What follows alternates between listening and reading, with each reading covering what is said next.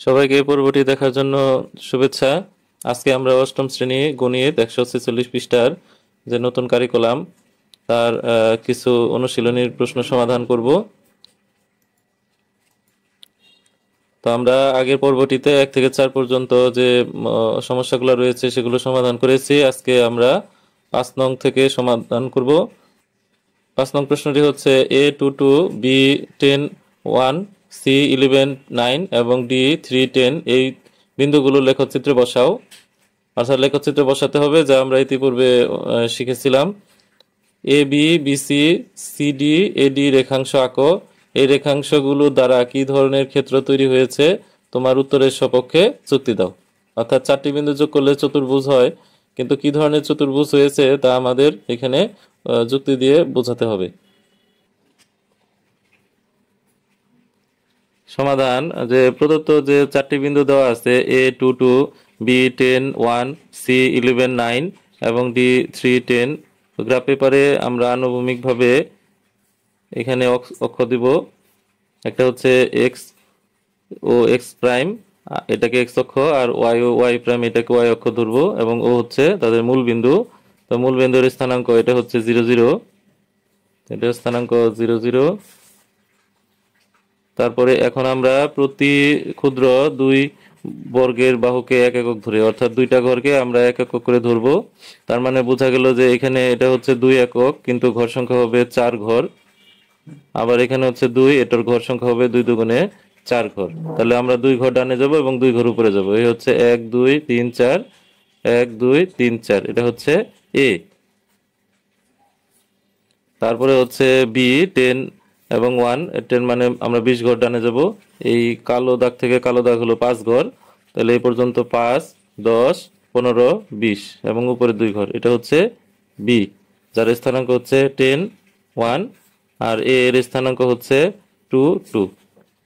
তারপরে সি, এটা হচ্ছে 11 9, অর্থাৎ 22 ঘর ডানে এবং 18 ঘর উপরে, এ হচ্ছে 22 ঘর, আর এটা হলো 5 10 15, আর এই পর্যন্ত হচ্ছে 18, তার মানে এটা হলো সি বিন্দু।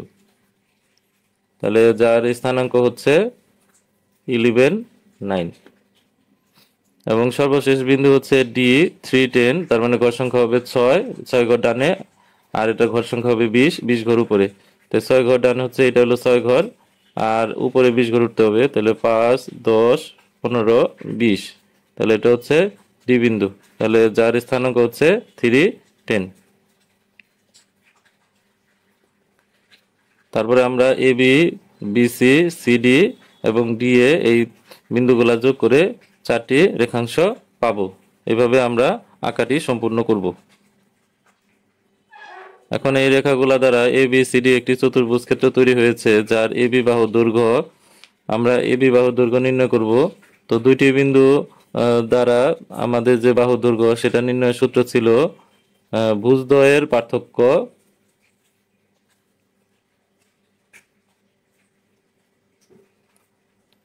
তার স্কয়ার প্লাস কোটিদ্বয়ের পার্থক্য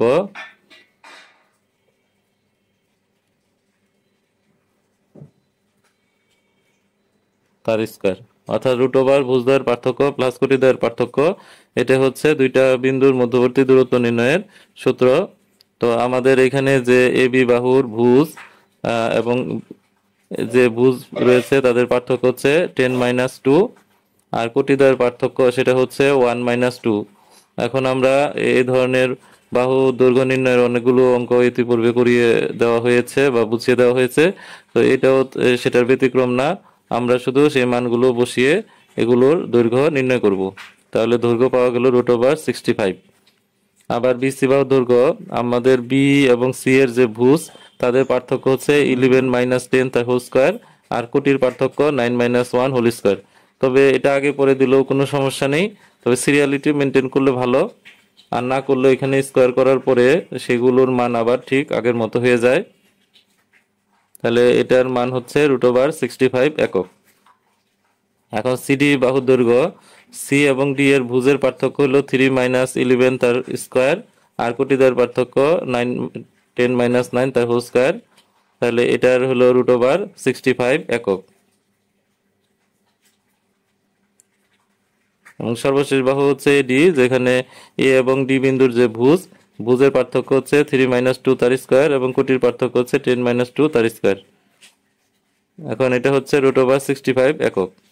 তাহলে এখানে আমাদের চারটি বাহু সমান। এখন কোনো চতুর্ভুজে যদি চারটি বাহু সমান হয় তাহলে সেটা হয় বর্গ হবে, না হয় রম্বস হবে। এটা নিশ্চিত হওয়ার জন্য আমাদের যে কাজটা করতে হবে সেটা হচ্ছে, যদি বর্গ হয় তাহলে আমরা জানি যে বর্গ এর প্রত্যেকটা কোণ 90 ডিগ্রি, সেই জন্য এদের যে কর্ণ রয়েছে কর্ণের দৈর্ঘ্য সমান হবে। আর রম্বস যদি হয় তাহলে একটু বাঁকা থাকে, এই জন্য এদের কর্ণ সমান হবে না। তাহলে আমরা এখন কর্ণ যাচাই করব যে কর্ণ সমান নাকি সমান নয়। তাহলে এসি কর্ণের দৈর্ঘ্য একইভাবে এ এবং সি বিন্দুর যে ভুজ তাদের পার্থক্য 11 - 2 তার হোল স্কয়ার এবং কোটির পার্থক্য হচ্ছে 9 - 2 তার স্কয়ার। এভাবে করলে আমরা তার মান পাবো √130 একক। একইভাবে যে বিডি কর্ণ রয়েছে কোণাকুণি, সেই কর্ণের বি এবং ডি বিন্দুর ভুজ এর পার্থক্য 3 - 10 হোল স্কয়ার আর কোটির পার্থক্য 10 - 1 তার হোল স্কয়ার। এভাবে মান পাওয়া গেল হচ্ছে √130। যেহেতু কর্ণদ্বয় সমান সেহেতু আমরা বলতে পারি যে এটি হচ্ছে সোজাভাবে অবস্থিত, মানে বর্গ। তাহলে এসি এবং বিডি কর্ণদ্বয় পরস্পর সমান। তাহলে এ বি সি ডি দ্বারা যে চারটি এখানে যে রেখাংশ আছে, এবি রেখাংশ, বিসি রেখাংশ, সিডি রেখাংশ এবং এডি রেখাংশ দ্বারা একটি বর্গক্ষেত্র তৈরি হয়েছে।